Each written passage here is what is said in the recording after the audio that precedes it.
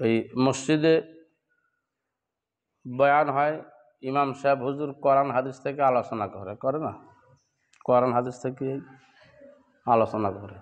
তো এক মসজিদের কমিটির সদস্য আর কি, সভাপতি একদিন ইমাম সাহেবকে বলতেছে যে হুজুর আপনি তো কোরআন হাদিস থেকেই আলোচনা করেন, তো একটু বাইরের আলোচনা করেন, তো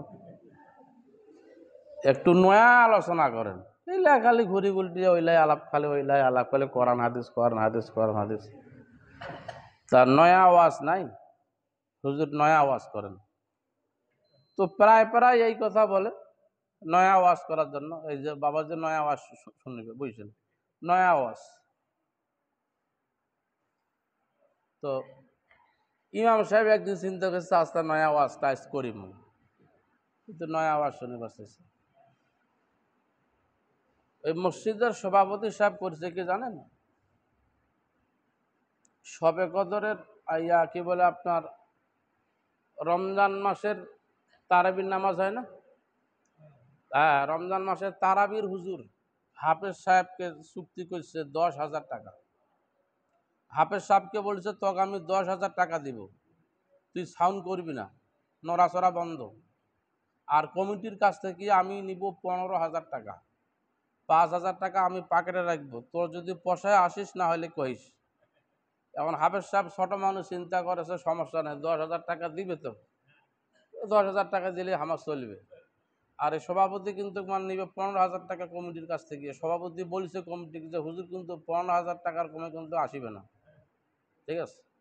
এখন এই তথ্য আবার সভাপতি সাহেবের এই ঘটনা মসজিদের ইমাম সাহেব যা আছে খুতবা দেয়, এর কাছে আবার পৌঁছে গেছে, কিন্তু আর কয়টায় না, যা যা করছে কইছে, যা করছে কইছে। মসজিদের টাকা এইভাবে নিঃশব্দে একটা মান সম্মানের ব্যাপার আছে না, হ্যাঁ, আবার কোনোদিনও কাউকে কয় নাই। এখন প্রায় প্রায় হুজুরকে হুজুর নয়া আওয়াজ করেন, হুজুর নয়া আওয়াজ করেন, যেটা নয়া আওয়াজ করেন।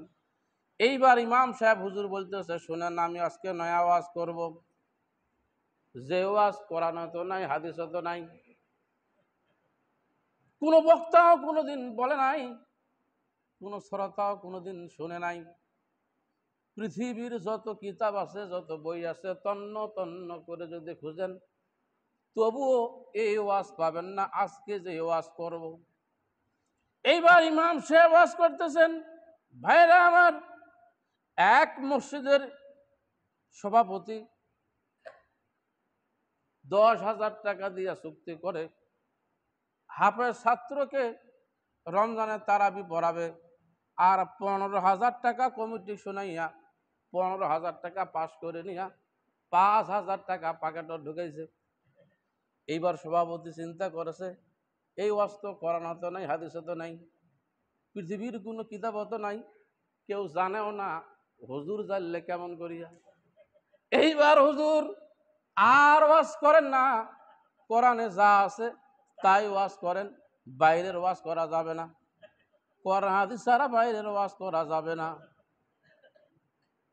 ঠিক আছে। কোরআন হাদিস ছাড়া আর বাইরের ওয়াজ করেন না, এবার যা করবেন কোরআন হাদিস